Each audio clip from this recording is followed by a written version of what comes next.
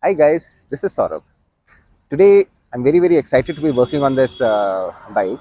This is a Street Triple RS, and yes, I'm excited because I have the very same bike, and at the same time I'm a bit envious because I wanted my bike to be on YouTube, but for whatever reasons we could not get sufficient time. And as for my son, this is a much more attractive color. My silver is not as attractive. So we'll be having this bike. We'll be showing you the complete process. A new bike with just 1200 kilometers. We'll do a flagship coating on this and take you through the complete process. From a distance, this bike looks perfect and it is near perfect. But I'll show you when you come close to the paint, there are very slight imperfections and we need to correct them. Now, this bike has done some riding in the rain, so there is a lot of slush and muck in hard to reach places. So, our decontamination would be concentrating on these areas. And this is something, if you look at the headers in just 1200 kilometers, these headers have got a bit of tarnishing. So, we will show you how this tarnishing is removed. This is something that most other detailers find a bit difficult. So, we'll show you that process as well. Continuing with the condition of the bike, it's just showing signs of having been ridden in the rain, and that I feel is good. After all, these bikes are meant to be ridden. Now that we've put the bike on the paddock and slapped on a pair of gloves, I'll start with cleaning out the chain. Now, there's a lot of confusion on what to use for cleaning the chain, though it has been dispelled to a very large extent, but still some people ask me, what do you use to clean the chain? So I found that diesel is the best cleaner. It breaks down all the dirt, breaks down all the embedded grease without drying out the O-rings. And that is what is important. Your O-rings should always be moist and they should always be well lubed. So the purpose is to remove all the dust, dirt from the O-rings and to moisten them by using a chain lubricant. See, the bike has just got serviced. Just done 200 kilometers, but already there's so much of muck in the chain. So that is why you always ensure that the chain is absolutely clean. So when you're doing a job, might as well do it well.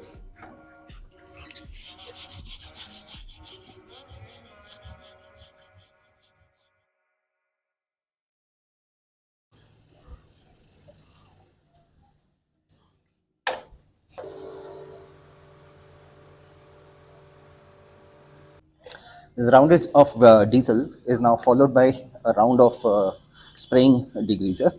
This will ensure that the diesel gets removed.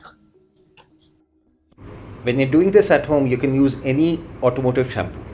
I'll take this time to scrub off the undersides to remove as much of the caked mud as possible.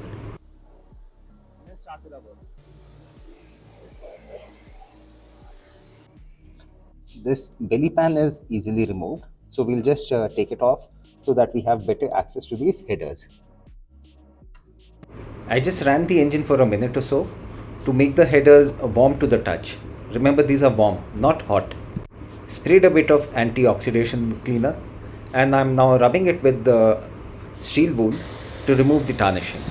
This next step involves pre-soaking the bike with snow foam, which is then followed by liberal use of degreasers and various brushes to scrub all the parts of the vehicle to ensure that it is cleaner than the day you took delivery.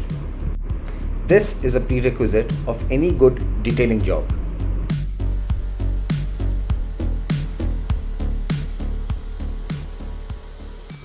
Then we finally dry out the bike using a leaf blower. And as a final step, we are spraying a lubricant on the chain to ensure that the O-rings are all moist and the chain has a nice long life.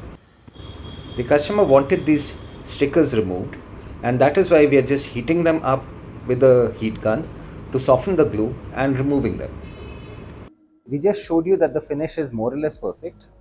There are some scratches over here, and to remove those scratches we've had to do a correction on this, and we're doing a complete 3-step correction that is basically to cater to these scratches so that we get a perfect finish. We'll not bore you too much by showing you the complete process, but suffice to say that the first step is completed on the bike and I cannot see the scratches anymore. We'll just get you in closer so you can also have a look. See, those imperfections are gone. There's a very little hologram left out, which will remove in the subsequent steps.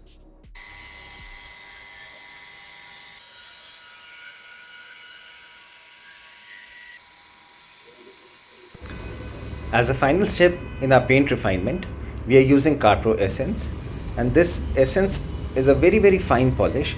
It gives a very high level of gloss, and at the same time it acts as a base for the application of ceramic coating. Today is the morning of day 2. Yesterday we did the correction and we did the primer polish. Now the bike is ready for coating.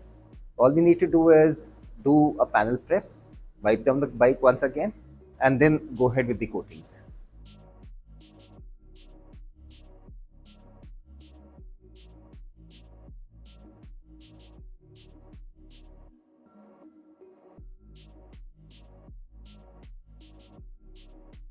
The bike is now ready for the coatings. We are doing a nano graphene coating from ArtDeShine on this bike. This, in my opinion, is the best coating available right now. During the application, you can make out how thick the coating goes. So it forms a layer that is 8 to 10 microns in thickness, and this is absolutely unheard of for a coating. The result is that you get a surface that is very slick, has exceptional hydrophobicity, and has got very good self-cleaning properties. And the durability of this coating is absolutely unmatched. See, this is where we differ as detailers. We will not leave a single part uncoated. Each and every part of this bike is going to have a coating. See, there's only as much we can do with this applicator. So I'll now have to change the applicator to get into smaller and hard to reach parts. Coatings have phenomenal self-cleaning properties, and that is the reason why we coat each and every part of the vehicle. This ensures that contaminants do not adhere to the surface and your vehicle becomes very easy to clean. Leveling the coating is a very critical process. So here we are removing any extra coating that is not bonded. If we leave this, then that is going to leave streaks, and these streaks are going to be permanent. We've completed the coatings on the top parts of the bike, all the main parts, that is the lights, the instrument cluster, the paint, handlebars. So now I'll be handing over the bike to my guys. They will be working on all the cycle parts, all the underparts, that is alloys, calipers, the engine, and all the parts that are too low down for my bad back and my bad knee. For alloys and calipers, we use a special heat resistant coating that is extremely hard, and the purpose of this coating is to prevent the brake dust that comes off your brakes from embedding into the alloy wheels. All the plastic trim bits, they get their own coating. The purpose of this coating is to prevent the plastics from drying, getting brittle, and from getting that whitish hue that you see on most vehicles.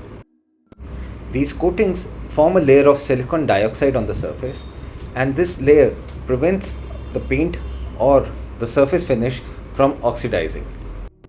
We even have a high temperature resistant coating that goes onto your silencer and the engine parts. The harder the area to reach, more important it is to have a protective layer over it, because I know for a fact that you will not be able to clean these areas, and our coatings will help you in keeping these areas clean.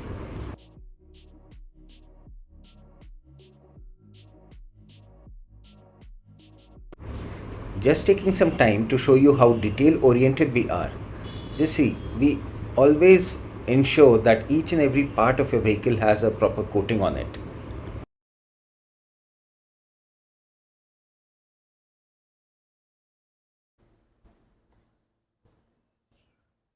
Today is day 3. We are getting the bike ready for delivery. All the work is done. So we are just going over the bike with a detailer to ensure that there are no fingerprints and smudges. So once this is done, we will just pull out the bike out into the sun so that you can see how pretty the bike looks now.